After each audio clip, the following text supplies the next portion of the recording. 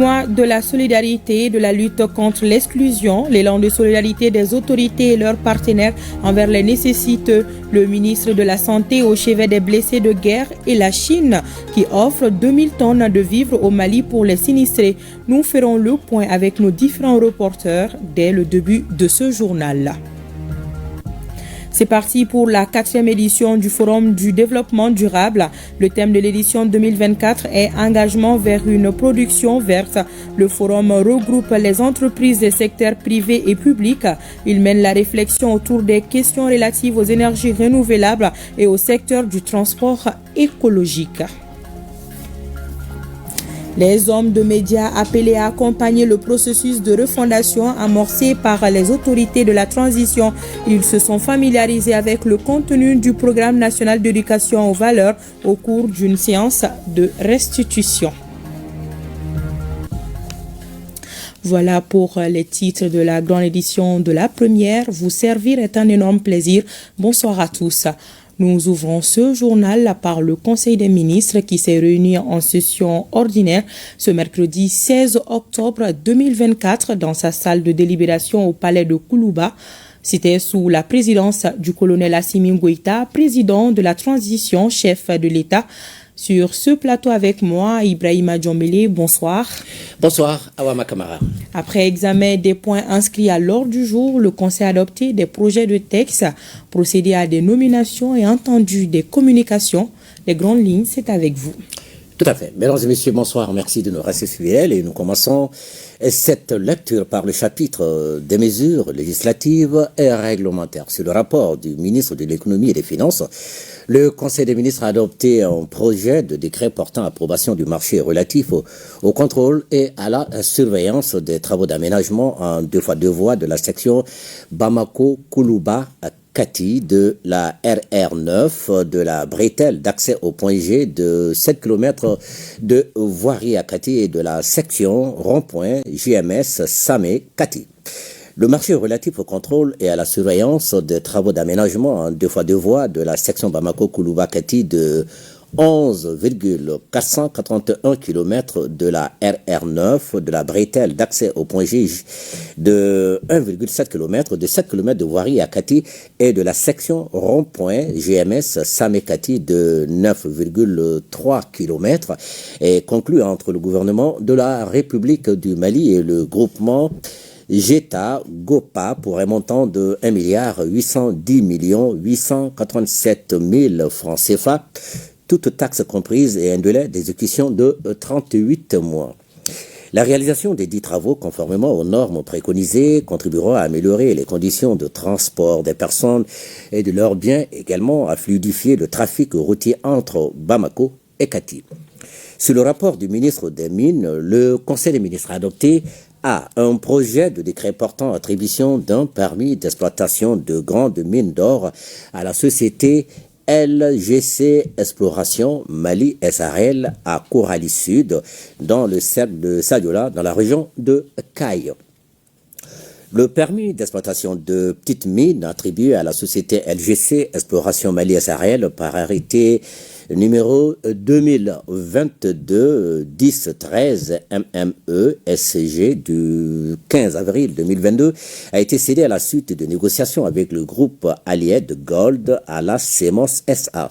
Au regard des modifications intervenues dans les paramètres établis par les études de faisabilité et de l'importance des ressources minérales dans le périmètre, l'État du Mali, le groupe Alied Group Gold et CEMOS ont convenu, à travers un protocole d'accord, d'exploiter cette petite mine dans un chemin de grande mine. Et cette exploitation se fera dans le cadre d'un traitement par péage conformément aux dispositions du Code minier de 2023. La nouvelle société d'exploitation à créer à cet effet sera détenue à 35% par l'État du Mali, dont 5% réservée aux privés nationaux. Elle contribuera au financement du Fonds de développement communautaire à hauteur de 0,75% du chiffre d'affaires trimestriel.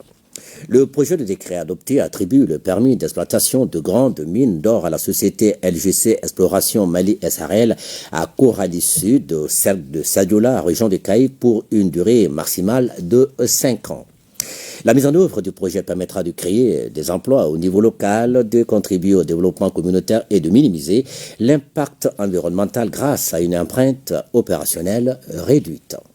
P. Un projet de décret portant premier renouvellement du permis de recherche d'or et des substances minérales du groupe 2 attribué à la société Baris Travaux SRL à Bakolobi, cercle de Kenyeba, cédé à la société Malikan Exploration SRL. Le permis de recherche d'or et des substances minérales du groupe 2 attribué à la société Baris Travaux SRL à Bakolobi a été cédé à la société Malikan Exploration SRL par arrêté numéro 2022-0999 MEE SCG et du 14 avril 2022. Après la cession, les travaux entrepris par la société ont permis de mettre en évidence des zones prometteuses nécessitant leur poursuite et l'extension de la durée du permis de recherche.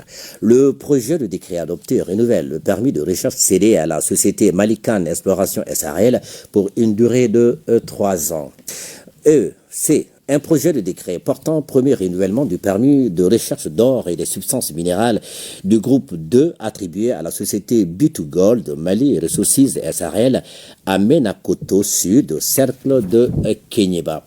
Par arrêté numéro 2021-5932 MEE SCG du 31 décembre 2021, un permis de recherche d'or et des substances minérales du groupe 2 a été attribué à la société B2Gold Mali Resources SRL à Menakoto Sud, dans le cercle de Kenyeba. Les travaux entrepris par la société ont permis de mettre en évidence sur le périmètre des zones prometteuses nécessitant leur poursuite et l'extension de la durée du permis de recherche. Le projet de décret adopté renouvelle le permis de recherche attribué à la société B2Gold Mali Resources SRL pour une durée de 3 ans. Au chapitre des mesures individuelles, le Conseil des ministres a procédé à des nominations. La liste nominative des intéressés est disponible sur le site web du secrétaire général du gouvernement, le www.sdg-mali.ml et dans le journal Essor. Au chapitre des communications, le ministre de la Justice et des Droits de l'Homme, garde des Sceaux, a informé le Conseil des ministres de la participation du Mali à la rentrée solennelle des cours et tribunaux du Burkina Faso. La rentrée solennelle des cours et tribunaux du Burkina Faso au titre de l'année judiciaire 2024-2025 s'est déroulée le 1er octobre 2024 sous le thème « Le contrôle juridictionnel de l'activité administrative ». En marge des travaux, les gardes des Sceaux du Burkina Faso, du Mali et du Niger ont eu une séance de travail autour du renforcement de la coopération judiciaire et juridique entre leurs pays respectifs et la contribution de la justice au renforcement de l'ancrage juridique et institutionnel de la Confédération des États du Sahel. Le ministre des Affaires étrangères et de la coopération internationale a informé le Conseil des ministres de la tenue de la première conférence ministérielle du Forum de partenariat Russie-Afrique à Sochi, Fédération de Russie, prévue le 9 et 10 novembre 2024. Le ministre des Affaires étrangères et de la coopération internationale conduira la délégation malienne à cette importante rencontre qui vise le renforcement du partenariat entre la Russie et les pays africains dans de nombreux domaines d'intérêt stratégique, y compris la sécurité alimentaire, l'énergie et la lutte contre le terrorisme. Le Mali, dont les chefs d'État assurent la présidence de la Confédération des États du Sahel, mènera des actions en vue de la promotion de la vision et des objectifs de la Confédération AES. Le ministre des Mali établi à l'extérieur et de l'intégration africaine a informé le Conseil des ministres de la participation du Mali aux travaux de la conférence intergouvernementale des Nations Unies tenue du 7 au 12 octobre 2024 à Addis Abeba, en Éthiopie. La conférence avait pour objectif d'évaluer les efforts accomplis dans la mise en œuvre du pacte mondial pour les immigrations sûres, ordonnées et régulières, d'identifier les opportunités et les défis, de partager les bonnes pratiques en matière de gestion des migrations et de définir les perspectives au niveau africain. Au cours des travaux, le ministre a rappelé les actions engagées par le Mali dans la mise en œuvre du pacte mondial pour les migrations, notamment la ratification du traité instituant la zone de libre-échange continentale africaine, du protocole relatif à la libre circulation de personnes, la création et l'opérationnalisation du Centre africain d'études et de recherche sur la migration. En outre, il a appelé à plus de solidarité entre les États africains au regard de l'importance des flux migratoires au sein du continent et au traitement réservé aux migrants dans certains pays africains. En marge des travaux, le ministre a rencontré le commissaire de l'Union africaine chargé de la santé, des affaires humanitaires et du développement social, ainsi que la communauté malienne vivant à Addis Abeba. Le ministre de l'Industrie et du Commerce a informé le Conseil des ministres de la participation du Mali à la 6e édition de la Journée mondiale du coton à Cotonou, au Bénin. La Journée mondiale du coton a été consacrée par la résolution RES 75-318, adopté par la 75e session de l'Assemblée générale des Nations unies, c'était le 30 août 2021. L'objectif de cette journée est d'assurer la promotion et le développement de la filière coton dans les pays membres du C4, à savoir le Bénin, le Burkina Faso, le Mali, le Tchad, plus la Côte d'Ivoire. Cette 6e édition a été célébrée le 7 octobre 2024 sous le thème « Le coton pour le bien de tous ».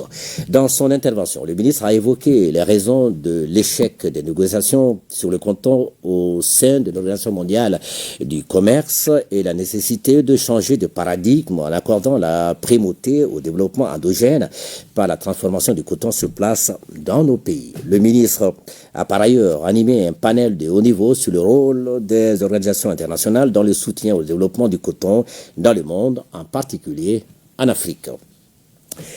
Le ministre de l'Environnement, de l'Assainissement et du Développement durable a informé le Conseil des ministres de l'état d'avancement de la mise en œuvre du projet de restauration des terres dégradées. Le projet de restauration des terres dégradées a été initié par les autorités de la transition avec l'appui technique et financier de la Banque mondiale. Et il vise à accroître l'adoption de pratiques de restauration des terres dégradées intelligentes par rapport au climat et à l'accès aux opportunités de revenus au Mali. Le projet couvre essentiellement 87 communes dans la région de Kaï, Kita, Nyoro, Koulikoro, Nara, Ségou, Mopti et Douanza. Les bénéficiaires directs sont estimés à 2,3 millions de personnes. Dès son entrée en vigueur le 10 janvier 2024, le projet a enregistré des avancées majeures, notamment la mise en place et l'opérationnalisation des structures de pilotage et de gestion du projet, la réalisation des consultations publiques pour informer et sensibiliser l'ensemble des parties prenantes, la formation de 137 formateurs sur les guides d'élaboration des plans de développement économique, social et culturel, la mise en place de 4 unités d'appui régionales du projet et d'un système de suivi et d'évaluation informatisé.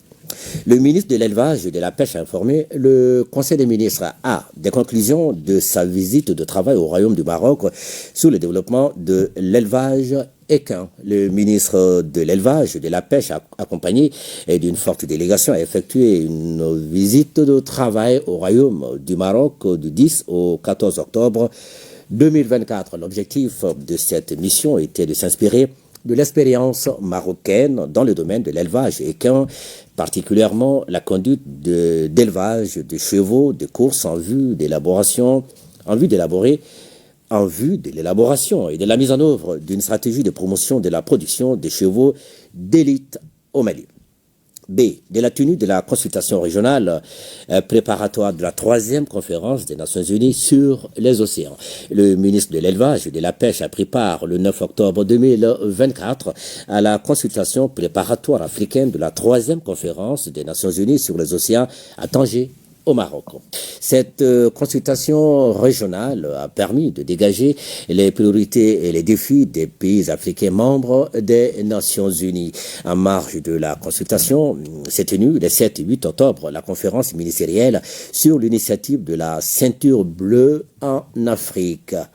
La conférence a recommandé, entre autres, la création d'une plateforme régionale destinée à renforcer la gestion durable des océans et à développer l'économie bleue en Afrique. Le ministre a réaffirmé l'intérêt du Mali pour l'économie bleue en Afrique, ainsi que son engagement à promouvoir son utilisation durable et une protection des ressources océaniques et à soutenir le développement de l'économie bleue comme moteur de croissance économique et de création d'emplois. Le ministre de la Santé et du Développement social a informé le Conseil des ministres de la situation épidémiologique du pays, marquée notamment par une stagnation du nombre de cas testés positifs de la maladie à coronavirus par rapport à la semaine précédente et par une diminution du nombre de cas confirmés de dengue comparé à celui de la semaine écoulée. Le président de la transition, chef de l'État, a cependant appelé la population au respect strict des mesures de prévention et de lutte contre les maladies. Aboma Kabara, à vous. Merci bien Ibrahima Djombele pour toutes ces précisions. Vous restez avec moi pour suivre le carnet d'audience du Premier ministre, Dr Shogel Kokalamaïga. Le chef du gouvernement a reçu en audience Diogo Kamisoko, un entrepreneur et les organisateurs du Festival international Bobo prévu en mars 2025 à San. Le compte-rendu de ces deux audiences avec Mamari Kone et Ali Outouri. C'est un entrepreneur spécialisé dans le développement d'applications et d'intelligence artificielle et architecte fonctionnel qui est reçu par le Premier ministre Dr Shogel Kokalamaïga en présence des ministres en charge de l'entrepreneuriat national et des Maliens établis à l'extérieur. Diogo Kamisoko, un Malien de la diaspora, est venu présenter ses entreprises au chef du gouvernement. Il évolue dans le domaine du e-commerce et de la gestion logistique en vue de la mise en relation entre fournisseurs et clients. M. Kamisoko exploite aussi 17,5 hectares et emploie une dizaine de personnes, apportant ainsi sa contribution à la création d'emplois. Vu que nous vivons de la diaspora et nous voulons apporter notre pierre à l'édifice, donc il y a eu question de l'insertion des jeunes à travers l'entreprise agricole DK Sénékanou et une entreprise e-commerce aussi qui a été mise sur place pour faciliter l'achat et l'acheminement des colis des Maliens, interconnecter les différentes zones du Mali, c'est-à-dire les différentes régions du Mali. Le Premier ministre a félicité Diogo Kamisoko pour son engagement dans les secteurs en pleine expansion au Mali. Il a aussi salué l'importance de l'entrepreneuriat dans la création de richesses et d'emplois. Quelques instants après, le Premier ministre a reçu une délégation de l'Association des jeunes du Mali pour le développement humanitaire conduite par le président du comité des sages du Festival international Bobo. C'était en présence du ministre en charge de la culture. La délégation est venue solliciter le Premier ministre pour qu'il parraine la deuxième édition du Festival international Bobo. Elle en a profité pour remercier le ministre de la Culture pour sa contribution à la promotion de la culture et rendre un vibrant hommage au Premier ministre Dr Shogel Kokalamaïga. Aujourd'hui, nous avons besoin de la cohésion sociale, nous avons besoin de la réconciliation, nous avons besoin de la paix. Et leurs activités s'inscrivent exactement dans cette stricte directive. Vous êtes en mission de notre génération. Nous venons porter à votre haute information la tenue de la deuxième édition du Festival international Bobo que nous souhaiterons avec votre soutien, votre implication, avec l'implication du département de la culture pour la réussite totale parce que nous tenons à cœur vraiment ce Mali, notre chère patrie qui nous est tous chers. Le Premier ministre a magnifié le rôle de la culture dans la construction du nouveau Mali souhaité par le président de la transition, le colonel Assimi Goïta. Je vous félicite pour vos initiatives. Je demande que vous mettez toute la communauté bois ensemble, sans division, sous l'autorité du ministre de la Culture. C'est pour cela que j'ai tenu à ce qu'il soit là et vous dire que nos portes sont ouvertes. Nous sommes là pour vous. La deuxième édition du Festival international Bois aura lieu en mars 2025 à San. Un mot sur l'actualité des FAMA sur le théâtre des opérations avec une lourde perte infligée aux terroristes. L'opération a été menée avec succès dans la région de Kidal. Le commentaire de Abdoulaye Sako.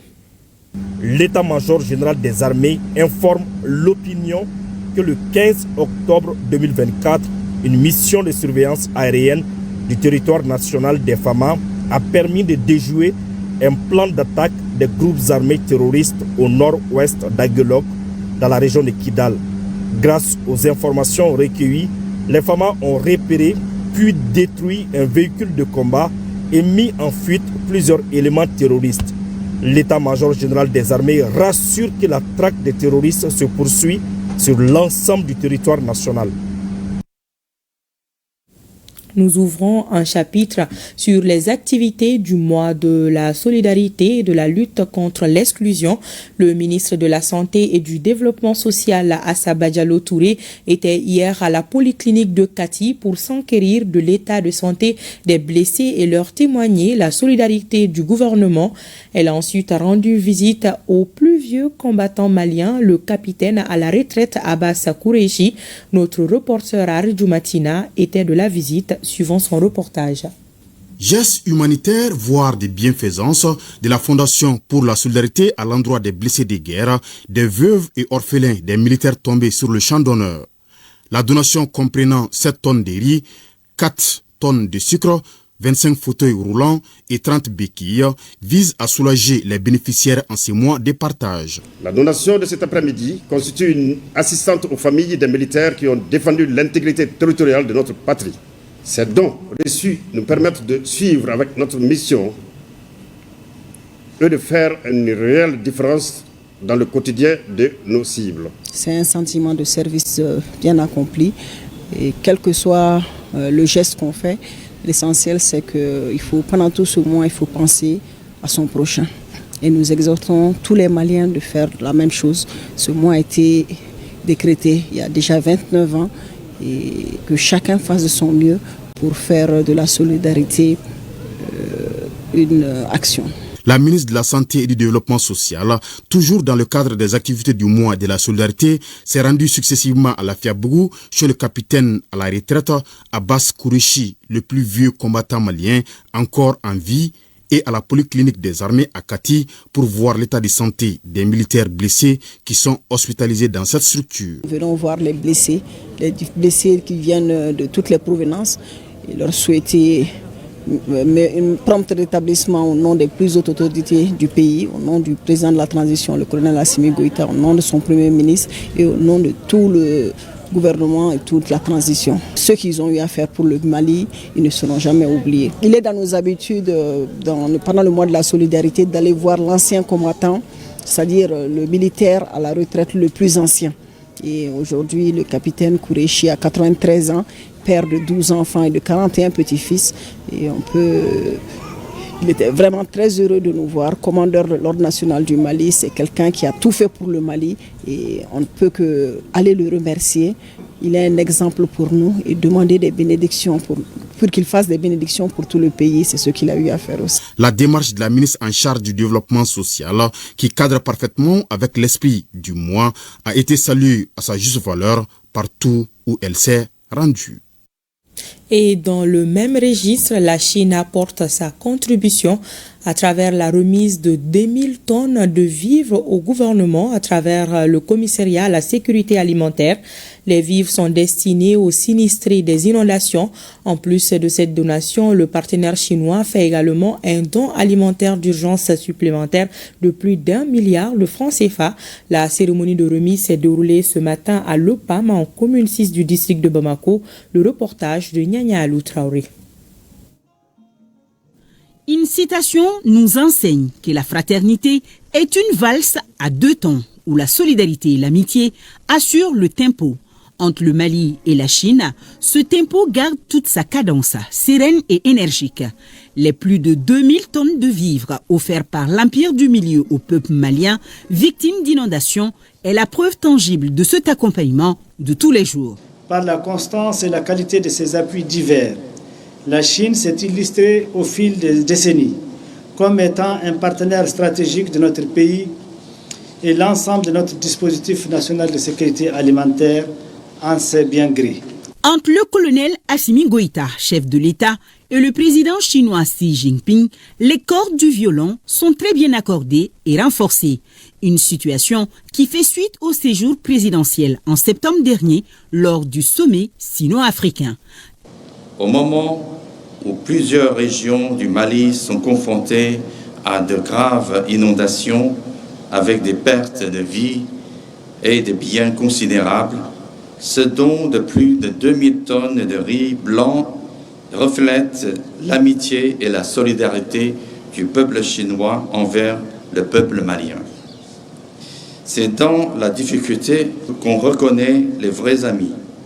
Afin de démontrer la solidarité du peuple chinois envers le peuple malien, le gouvernement chinois a décidé de fournir au gouvernement malien, en plus du don actuel, une aide alimentaire d'urgence supplémentaire d'une valeur de 20 millions renminbi, équivalent à environ 1,724 milliard de francs CFA. Le ministre commissaire à la sécurité alimentaire, toujours en déplacement pour soulager ses compatriotes, assurera l'ambassadeur de sa pleine et entière disposition à veiller au partage de ce don de riz à travers le Mali.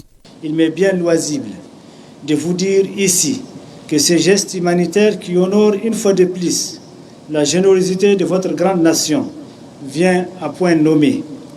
Compte tenu de la situation de catastrophe nationale déclarée pour les pays et des besoins criards en denrées alimentaires qui en découlent, et cela en dépit de la mobilisation nationale et de gros efforts que déploient sans cesse les plus hautes autorités du pays. Pour information, les interventions du commissariat à la sécurité alimentaire en cours sur l'ensemble des communes du Mali dans le cadre du plan national de réponse à l'insécurité alimentaire 2024 concernent 22 870 tonnes de céréales. Le président de la transition poursuit ses œuvres de bienfaisance à travers la remise de dons aux nécessiteux. Après la rive droite, l'équipe des œuvres sociales était ce matin sur la rive gauche et précisément au terrain Chaba de Lafiabougou en commune 4. Le conseil spécial du président de la transition a remis une importante quantité de vivres et de non-vivres à 200 familles. Le reportage de Boubacar Bablintouri. Élan philanthropique du président de la transition en faveur de 200 familles vulnérables en ce mois d'octobre, mois de la solidarité et de la lutte contre l'exclusion.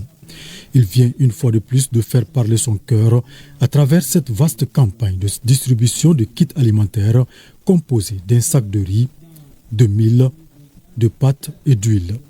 L'initiative s'inscrit dans le cadre des œuvres sociales du président Goïta qui vont au-delà des châteaux offerts gracieusement aux populations maliennes. Aujourd'hui, nous sommes là en rive droite pour remettre à 200 foyers des kits alimentaires. C'est pour aider les démunis dans le cadre du mois de la solidarité et surtout les victimes des inondations. Le président de la transition veut montrer sa solidarité et son engagement envers ces victimes des inondations.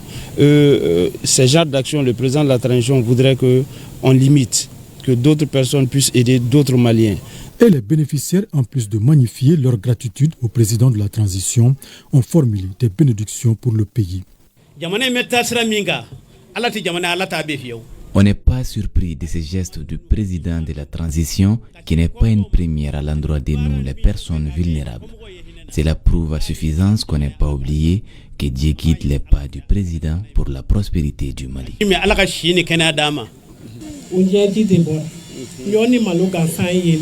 Certaines femmes ont eu des larmes aux yeux, tellement on était dans le besoin.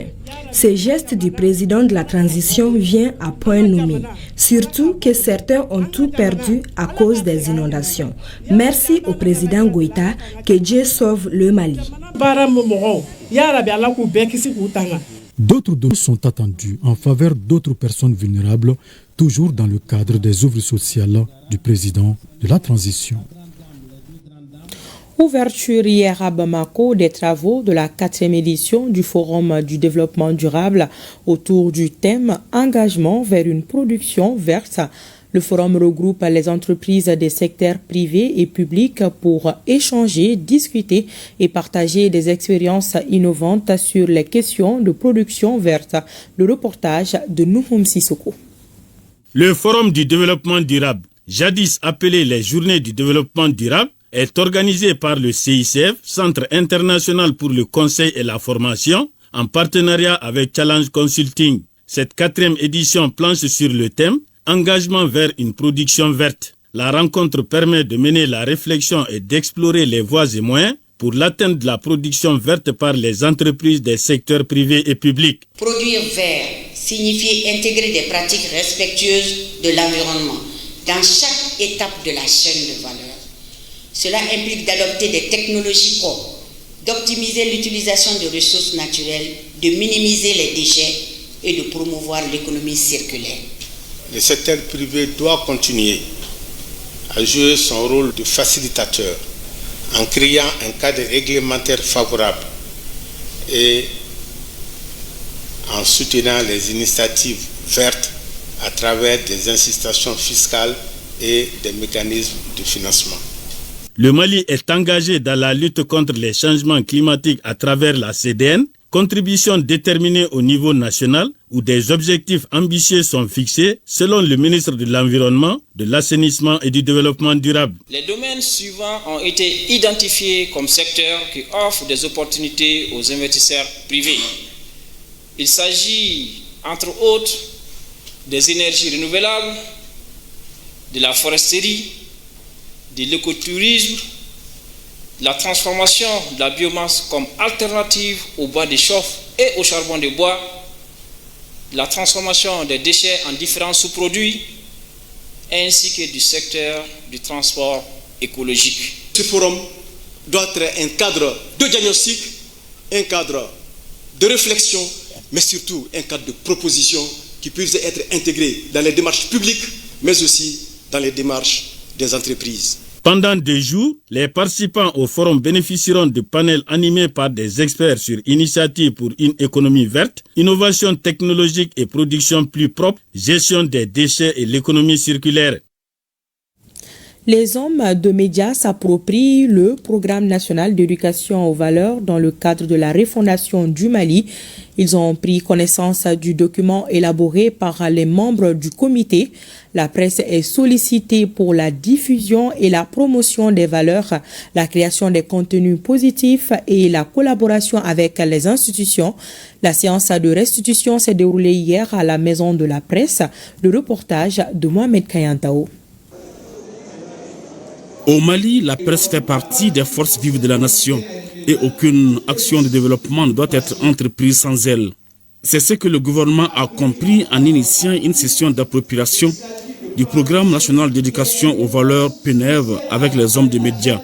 Un programme qui vise à promouvoir une éducation civique, morale et patriotique au Mali. N'est pas militaire qui le veut, c'est une vocation. N'est pas journaliste qui le veut, c'est une vocation. N'est pas enseignant qui veut, c'est une vocation. En vérité, vous découvrez des journalistes qui se comportent, n'est-ce pas, de manière à ce qu'ils prennent position sur des questions où ils devraient être plutôt des relais d'information. Donc tout de suite, ils font du journalisme d'opinion. Et le journalisme d'opinion se classe dans le côté politique. Vous faites un choix. Vous, le travail, ce n'est pas d'avoir votre opinion, mais c'est de faire parler les autres et de véhiculer, d'avoir la science nécessaire pour faire partager ces connaissances-là à tout le monde. Or, un journaliste, c'est pour tout le monde. 2 membres du gouvernement sont chargés d'obtenir l'adhésion des professionnels des médias au PNEV.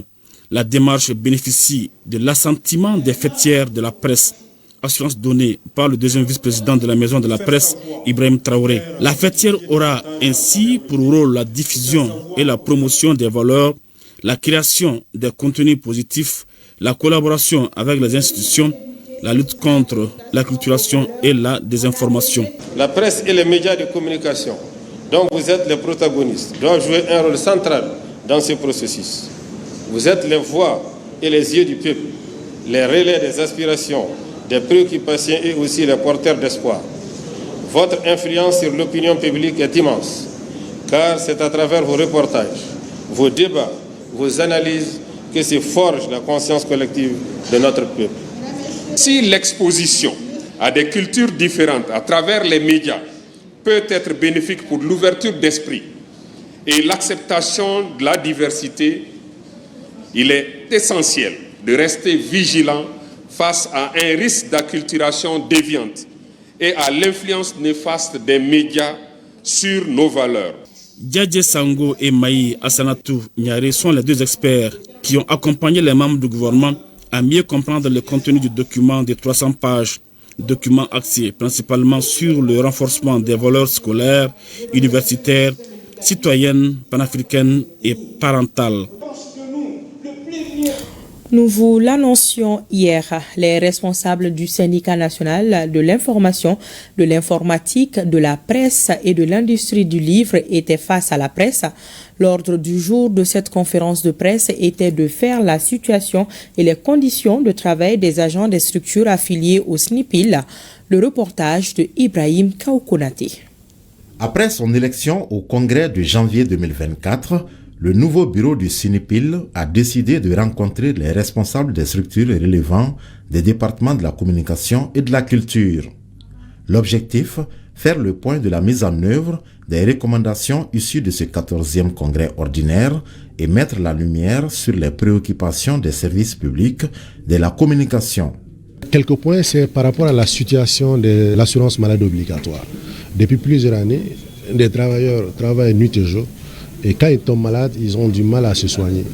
Ajouté à cela, depuis juillet 2021, il y a eu un alignement de l'indice salarial. On n'a pas encore bénéficié au niveau de nos structures, au niveau du contractuel. Au-delà, aujourd'hui, nos équipements ne sont plus adaptés, pour ne pas dire manque cruel d'équipement. Des structures qui n'ont souvent qu'une ou deux voitures d'intervention. Des véhicules de reportage souvent où les chauffeurs se promènent avec des bidons d'eau ou d'huile dans leur véhicule pour à chaque fois venir en appui au moteur. À cela, la crise énergétique, on le dit, on ne cessera jamais de le dire, parce que l'impact est énorme sur nos économies. Imaginez ce que ça fait chaque fois si vous devrez, ou chaque jour si vous devrez déployer des millions pour acheter du carburant pour faire marcher les groupes électrogènes. Nous demandons à l'État d'intervenir rapidement. Nous sommes actuellement dans le pacte, effectivement. Sinon, ils auraient pu commencer par un préavis. C'est pour éviter le préavis qu'on est en train d'aller étape par étape et que je salue d'ailleurs. C'est ça de la responsabilité. Et je pense que cette première étape est une alerte pour tout le monde, même pour nous au niveau de l'INTM, pour qu'on se saisisse du dossier et qu'on essaie de trouver rapidement des problèmes et des solutions aux problèmes posés. Rappelons que le syndicat national de l'information, de l'informatique, de la presse et de l'industrie du livre, SNIPIL, est composé des structures comme AGETIC, AMAP, ANCD, APDP, cabinet DFM du ministère en charge de la communication, CNCM, Graphic Industry, ORTM et SMTD.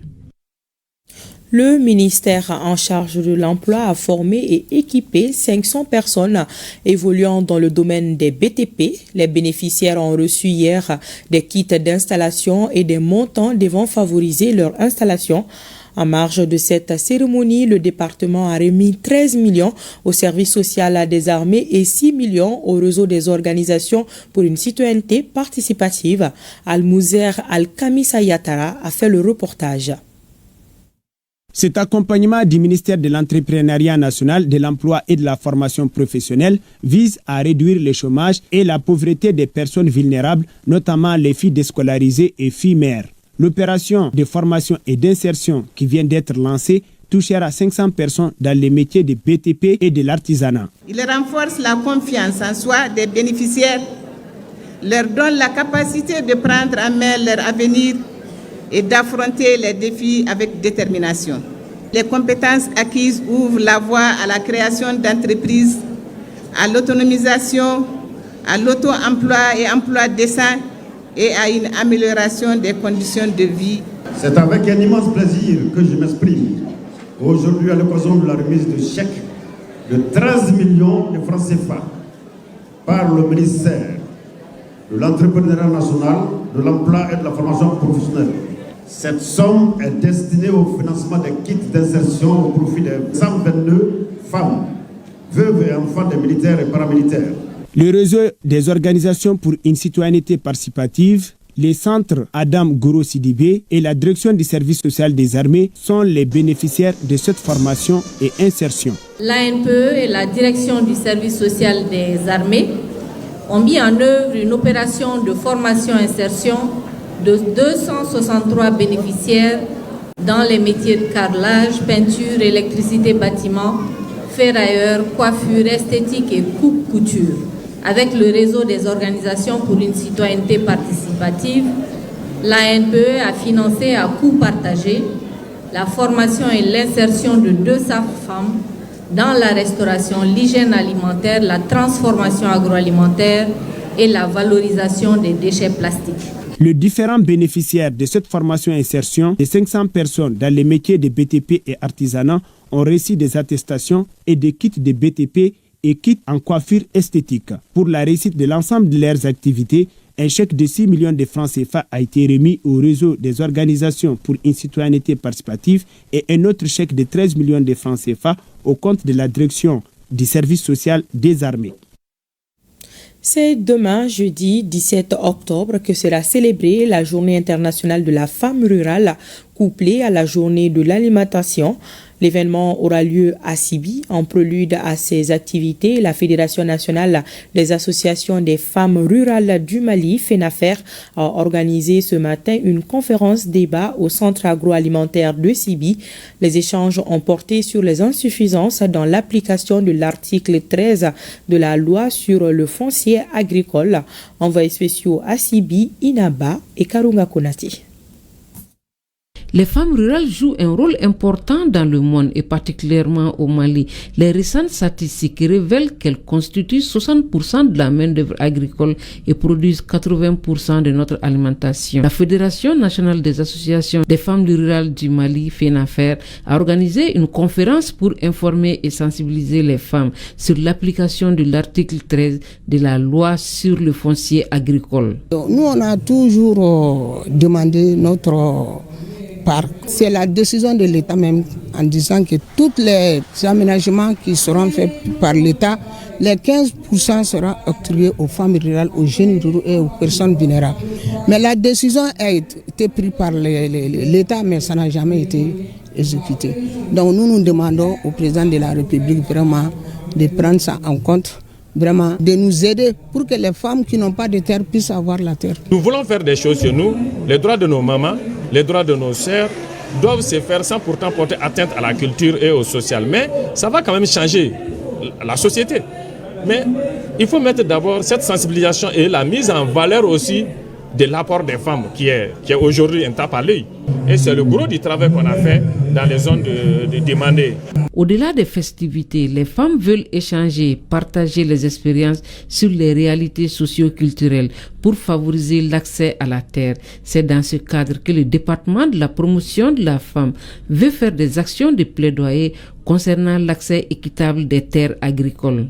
Il y a beaucoup qui reste encore à faire, il y a eu des avancées, mais je pense qu'au fur et à mesure, avec la sensibilisation, je pense qu'on pourra atteindre nos objectifs. Déjà, on a des programmes de formation à l'endroit des femmes pour que les femmes puissent connaître d'abord leurs droits, savoir qu'elles doivent vraiment accéder à la terre parce qu'elles sont souvent actrices.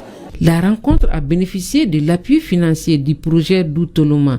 Elle a pour but d'amener les responsables décideurs des différentes zones d'aménagement hydro-agricole à s'impliquer pour l'application de l'article 13 de la loi sur le foncier agricole. L'Office national de la santé et de la reproduction, à travers un particulier, renforce les capacités techniques de la maternité de Tadjana. C'est dans la commune rurale de Sanankoroba. Elle a reçu des équipements composés de panneaux solaires, de congélateurs, de lits, de consultation. Kouma Sissé et Karunga Konate étaient à la cérémonie de remise, suivant leur reportage. Dans le cadre du renforcement de la prise en charge des femmes enceintes dans les zones reculées, la maternité rurale du village de Tadjana a bénéficié de nouveaux équipements. Le village en question est situé à environ 50 km de la ville de Bamako et 15 km de la ville de Sanankoroba. À travers l'Office national de la santé et de la reproduction, le donateur a voulu apporter son soutien à ces villages pour améliorer les conditions de travail des agents afin de réduire la mortalité maternelle et infantile. C'est composé de systèmes solaires et aussi des plateaux médicaux. Et il y a un grand lot dont la valeur s'élève à 8 millions. Pour qu'on puisse réduire drastiquement le décès maternel, qu'on puisse voir dans les jours à venir une ambulance encore qui peut quitter ici pour aller vers effectivement les hôpitaux à Bamako. L'ASACO étant la structure de gestion du centre de santé, nous demandons vraiment votre accompagnement. Votre accompagnement pour que cet équipement-là puisse être bien entretenu. Cette maternité construite à Tadjana depuis 2014 reçoit les habitants de plus de 10 villages environnants, principalement les femmes enceintes et les enfants. On peut faire 30 accouchements, souvent 20 accouchements. Il y a beaucoup de villages qui viennent ici. Djalakoroba vient d'ici, Tchene, Nyanya, Borola. Avant la remise de ces équipements, le premier responsable de l'UNASR, accompagné par le président de la FENASCOM, a rendu une visite de courtoisie aux donateurs. Résident au Mali depuis plus de 2 décennies, M. Cheikh Ahmed Maktoum Djouma Al-Maktoum se dit toujours prêt à accompagner la population malienne. Le monde célébrait hier, 15 octobre, la journée mondiale de la canne blanche. La Fédération libre des organisations en faveur des personnes vivant avec un handicap a remis des cannes blanches à une vingtaine de personnes en situation de handicap visuel. La cérémonie s'est déroulée dans la grande mosquée de Bamako. Le reportage de Bokari Koulibaly. Pour bon nombre de gens, c'est juste un bâton comme un autre. Pour les malvoyants, c'est un garant de sécurité. La canne blanche, emblème de déficience visuelle, est célébrée ce 15 octobre 2024. À la grande mosquée de Bamako, 20 cannes blanches sont gracieusement distribuées par l'association SOS Optique. Ceux qui détiennent cette canne, qui a son sens, de par sa couleur, alors méritent assistance, méritent qu'on prête attention à eux. Cette canne qui les permette de se déplacer, qui les permette d'éviter des obstacles, alors doit être connue non seulement du grand public, mais des autorités routières également. Le message aussi à passer, c'est de demander au gouvernement de légiférer en ce sens. Lorsqu'il y a une législation qui encadre la canne blanche, ça peut permettre aux détenteurs de la canne blanche d'être protégés et d'être sécurisés aussi. Au regard du prix élevé de la canne blanche, son acquisition demeure une problématique de taille pour les déficients visuels. Cette action de l'association SOS Optique vient tirer cette épine de leur pied. La canne blanche joue un rôle important dans notre vie. Elle nous sécurise dans la circulation routière. Nous demandons aux usagers de la circulation de tenir compte de la canne blanche. C'est notre moyen de sécurisation. Pliable pour certains et rigide pour d'autres, les cannes ainsi distribuées ont été confectionnées au Mali par Tidjane Diakité, lui-même déficient visuel. Un exploit qui vient témoigner tout le génie créateur des non-voyants. Autre fait majeur de la journée, c'est la lecture du Coran en écriture braille. Les responsables de l'Alliance Faso-Djonka ont animé le week-end une conférence de presse. Les échanges avec les journalistes ont porté sur la situation sociopolitique du pays.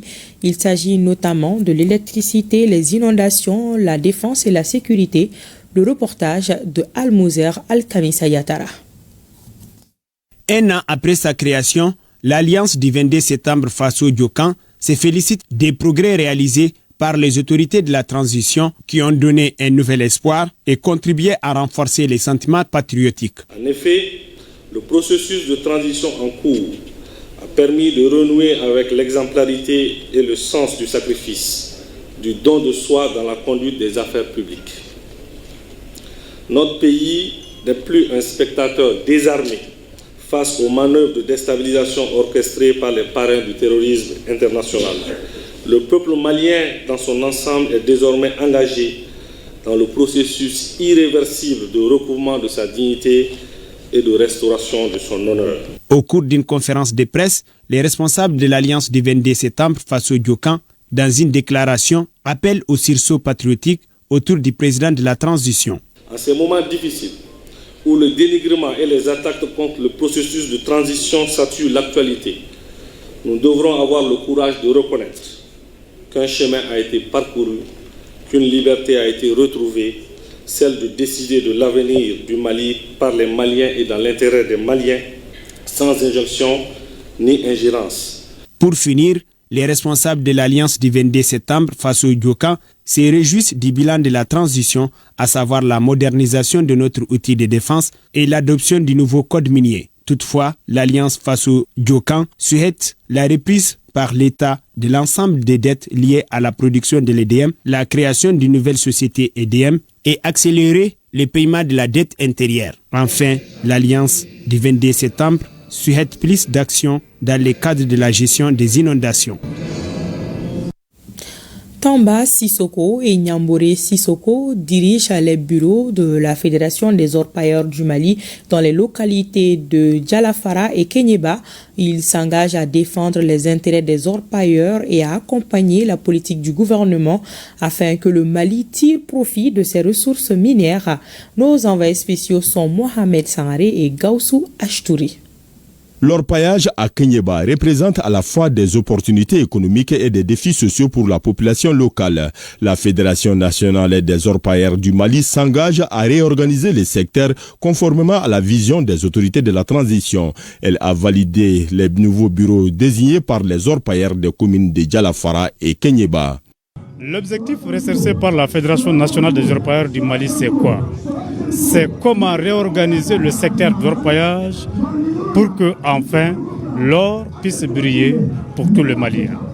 C'est dans cette optique que la délégation nationale a validé la fédération locale et la fédération locale à son tour en train de valider les fédérations communales. Tamba Sissoko et Nyamburi Sissoko ont été choisis pour diriger les activités des orpailleurs dans leurs communes respectives, partageant un objectif commun. Mon ambition d'abord de vraiment l'exploitation de l'or là, que ce soit vraiment dans l'égalité et dans la transparence pour que l'État puisse bénéficier de l'exploitation artisanale là. Nous sommes à la disposition de tous les orpailleurs. Nous leur demandons de travailler en toute transparence et de nous corriger en cas d'erreur dans notre collaboration. Après la présentation des membres des bureaux, les deux dirigeants ont été officiellement renvoyés à l'exercice de leur mission pour un mandat de 5 ans. Je vous invite à découvrir un pan de la culture chinoise. Découvrons ensemble le musée des statues des guerriers et chevaux en terre cuite. Ces soldats et chevaux servaient à garder le premier empereur de la Chine dans l'au-delà, selon l'histoire. Ce lieu historique accueille 10 000 à 20 000 visiteurs par jour et notez bien 270 chefs d'État se sont déjà rendus dans ce musée. Le musée est l'une des premières destinations privilégiées de la province de Shanxi à l'ouest de la Chine. Immersion dans un symbole de la civilisation chinoise avec notre envoyé spécial, Bourama Traoré. C'est une mobilisation presque quotidienne devant ce bâtiment qui n'a pourtant rien de particulier, disons en apparence, mais à l'intérieur, c'est une histoire millénaire. Bienvenue au musée des statues des guerriers et chevaux en terre cuite. Cette armée fabriquée à main est forte de près de 8000 soldats ainsi que des chevaux en terre cuite.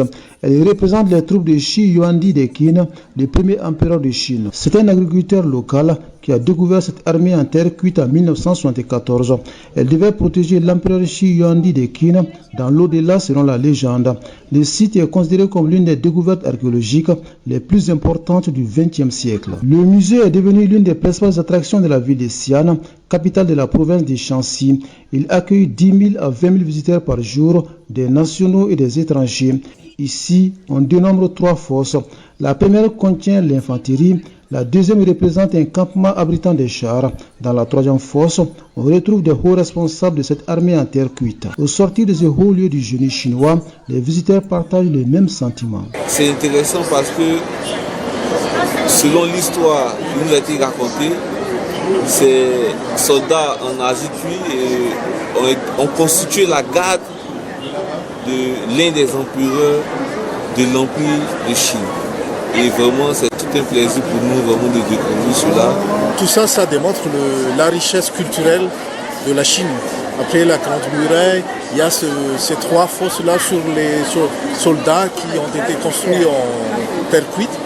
Tout ça démontre que la Chine a une histoire riche en culture. Au cours des 40 dernières années, cette 8e merveille du monde a accueilli plus de 270 chefs d'État et de gouvernements étrangers, ainsi que plus de 100 millions d'autres visiteurs, selon ses responsables.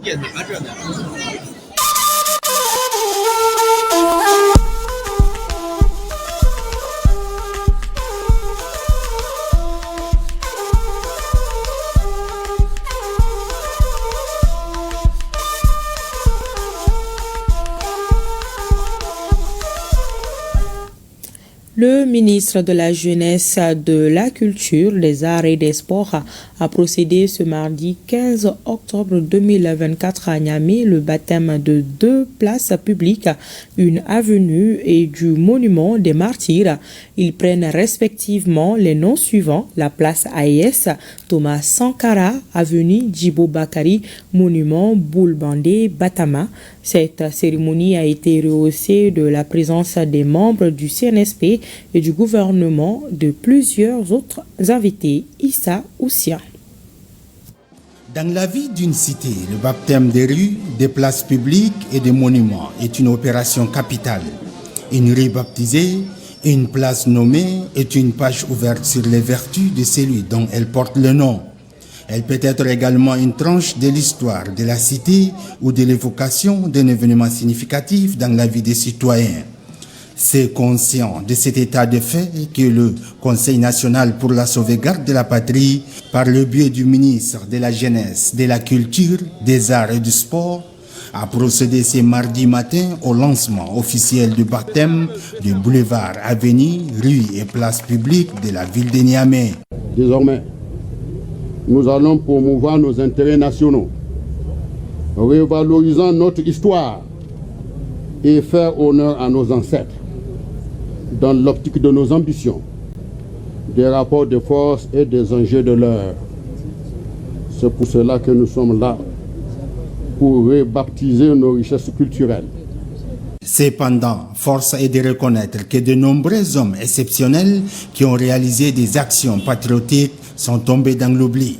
Il s'agit maintenant de leur rendre un hommage mérité en baptisant de leur nom boulevard, avenue, rue et place publique. Je voudrais rendre ici un hommage vibrant à Djibo Bakari, ce grand enseignant, syndicaliste, homme politique, figure majeure du mouvement indépendantiste de notre pays, élu premier maire de Niamey en octobre 1956. Il est ensuite devenu vice-président du Conseil en 1957, puis en juillet 1958 président du Conseil, c'est-à-dire chef de gouvernement. Partisan d'une indépendance immédiate du Niger, il soutient le non au référendum du 28 septembre 1958, organisé par la France. Aujourd'hui, cette avenue qui portait jadis le nom du général Charles de Gaulle est désormais baptisée avenue Djibo Bakari. Le colonel-major Abdourahmane Amadou a remercié les membres de la commission ainsi que toutes les personnalités qui ont contribué à l'élaboration de ce travail de baptême. Ceci traduit la volonté du Conseil national pour la sauvegarde de la patrie d'humaniser la capitale nigérienne, de lui donner un sens, une âme, conformément aux aspirations de ses habitants. L'actualité au Burkina, c'est l'hommage rendu hier au capitaine Thomas Sankara, le père de la Révolution d'août 1983. La cérémonie commémorative du 37e anniversaire de son assassinat a été marquée par des messages de lutte révolutionnaire, de combativité. Des appels ont été lancés pour la pérennisation des idéaux de la révolution démocratique et populaire. Le point de la cérémonie commémorative avec Jacques Lamaïssa Tarpaga.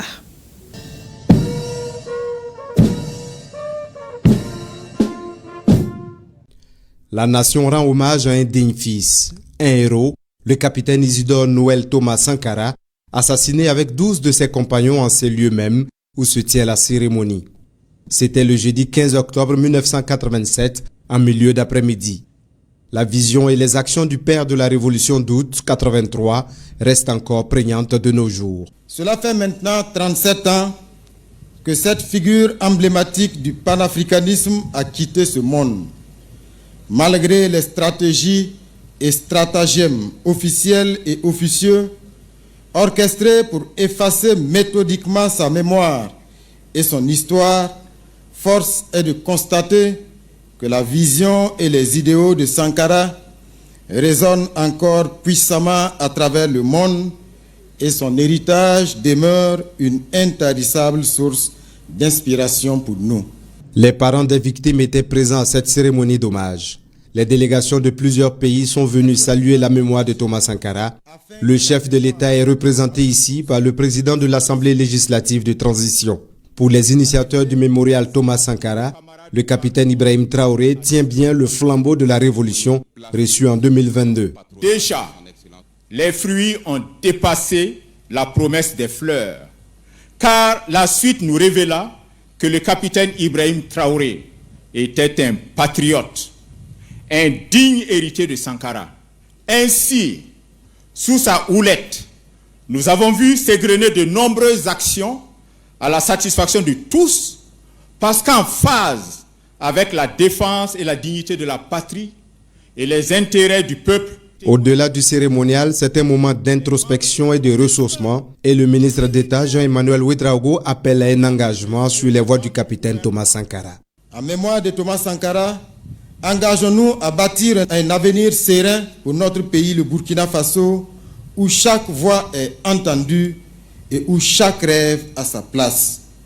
Continuons à avancer, unis et déterminés sur le chemin qu'il a tracé pour nous. Les aménagements du mémorial Thomas Sankara se poursuivent. Ce sera bientôt un lieu d'attraction pour toute personne voulant découvrir les œuvres et l'histoire de la Révolution. La commune de Ouagadougou entend pour sa part baptiser des rues en hommage aux 12 hommes tombés aux côtés du capitaine Thomas Sankara. Nous restons au pays des hommes intègres pour parler de cette séance de travail tripartite. Au commissariat des Nations Unies pour les réfugiés, le directeur régional du HCR pour l'Afrique de l'Ouest et du Centre et les responsables de délégations du Sahel avec les délégations du Mali, du Niger, du Sénégal, du Tchad et du Burkina Faso. Il s'est agi de parler de défis communs à ces pays en rapport avec les questions des déplacements forcés des personnes et des problématiques y relatives. Le reportage de Sébastien Zongo. Les représentants des délégations du Mali, du Niger, du Sénégal, du Tchad et du Burkina Faso en séance de travail avec le directeur du Haut Commissariat des Nations Unies pour les réfugiés en charge de l'Afrique de l'Ouest et du Centre. Il s'agit d'harmoniser les points de vue sur les questions de déplacement forcé et les problématiques qui en découlent. Nous pensons qu'il y a des opportunités, des potentialités énormes à saisir à travers ces personnes et c'est comme ça que nous voulons que les questions soient réglées. Deuxièmement, que nous sortions du segment purement humanitaire pour nous installer dans une logique de développement. D'ailleurs, le fait d'aller sur le versant purement humanitaire comporte le risque de l'installer pour une durée que nous ne maîtrisons pas. Les points de vue convergent déjà en ce qui concerne le basculement du purement humanitaire vers plus de développement en vue de revitaliser les économies au sein des communautés hôtes et d'accueil. On ne peut pas parler de solutions uniquement en parlant de solutions pour les déplacés ou bien les communautés qui les accueillent. Et je vous donne un exemple. Au Burkina Faso, vous avez cette stratégie nationale de relèvement et son plan d'action. J'en sais quelque chose puisque j'étais au Burkina Faso jusque l'année dernière et je pense qu'autour de ces initiatives, il y a une opportunité d'aller vraiment vers des solutions. Cette première rencontre se tient en marge des travaux de la 75e session du comité exécutif du programme du Haut Commissariat des Nations Unies pour les réfugiés du 14 au 18 octobre 2024 à Genève, en Suisse.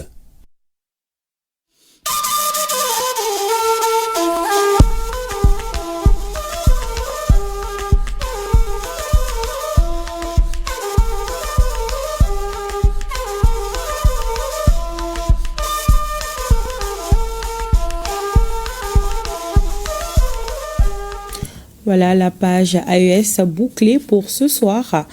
Le RTM vous propose ce soir donc un numéro spécial de votre émission Malikoura avec la communauté soniké. Vous savez que l'UNESCO a institué le 25 septembre Journée internationale de la langue soninké, une décision qui honore le Mali tout entier. La langue soninké est parlée dans une dizaine de pays africains. Une émission en Bamanankan animée par Cheikh Oumar Sangaré. La famille judiciaire en deuil avec la disparition de Amadou Abdoulaye Sango. Après 37 ans de carrière bien remplie, ce magistrat de classe exceptionnelle nous a quittés le 14 octobre dernier, laissant derrière lui une famille, des collègues et des amis inconsolables. Du tribunal de première instance de Mopti à la Cour suprême, il aura laissé l'image d'un travailleur acharné et d'un homme sociable et serviable. Il a été accompagné hier à sa dernière demeure. Retour sur la carrière de ce magistrat avec Alousseni Touri. Il était un membre important de la communauté musulmane de son quartier. L'imam de la mosquée en a témoigné devant l'ensemble des fidèles présents ce jour. L'imam a fait également cas de sa générosité et de son altruisme. Sur le plan académique, Amadou Abdoulaye Sango est un pur produit de l'école malienne. Après son baccalauréat en 1978 au lycée Sankouré, le jeune Sango embrasse les sciences juridiques à l'école nationale d'administration, d'où il sortit en 1984. 2 ans plus tard, il acheva sa formation de magistrat au Centre national de formation des magistrats et commence alors une longue carrière qui va l'occuper 37 ans durant. Je voudrais, au nom de toute la promotion 1984 et de l'École nationale d'administration, mais aussi du Centre national de formation des magistrats de l'époque, qui est l'actuel institut de formation judiciaire, vous dire combien nous sommes très profondément attristés par la disparition de notre camarade de promotion de l'ENA, notre camarade de promotion de l'école de la magistrature et notre collègue magistrat durant plus de 35 ans de carrière pour lui et pour certains d'entre nous qui sont encore en fonction, 37 ans de carrière. Au nom de toute la promotion, je voudrais lui rendre hommage. Amadou Abdoulaye Sango fut tour à tour substitut du procureur à Mopti, juge de paix à Sikasso, puis à Bla, juge d'instruction à Gao, juge de paix à Tominian et Massina, président du tribunal de première instance de Kati, puis procureur de la République à Kati. En 2012, il fit son entrée à la cour d'appel de Bamako comme conseiller, puis président de la chambre correctionnelle. En 2019, Amadou Abdoulaye Sango est conseiller à la Cour suprême. 2 ans après, il occupa la fonction de président de la première chambre civile, puis de la deuxième chambre civile, avant d'occuper les fonctions de président de la section judiciaire de cette même institution. C'est en décembre dernier qu'il fit valoir ses droits à la retraite. Sa disparition est une perte énorme pour la Cour suprême et je veux dire pour toute l'institution judiciaire. Il s'agit là d'un juriste confirmé, un homme pétri de sagesse, d'intelligence, un homme de procédure très spécialisé vraiment dans toutes les procédures, procédures pénales, procédures civiles. Sa famille dit perdre en lui un rassembleur, un pilier. C'est quelqu'un qui a toujours mis la famille au devant. Il a accueilli dans sa famille tous ses neveux, tous ses oncles, tous ceux qui ont besoin d'aide. Et il était présent à toutes nos cérémonies. Vraiment, nous le considérons comme un neveu très très cher, et très sociable et toujours soucieux de la famille. En même temps, il le mène avec sa vie professionnelle. Amadou Abdoulaye Sango repose désormais au cimetière de Sabalibougou, laissant derrière lui une famille et une nation fortement endeuillées.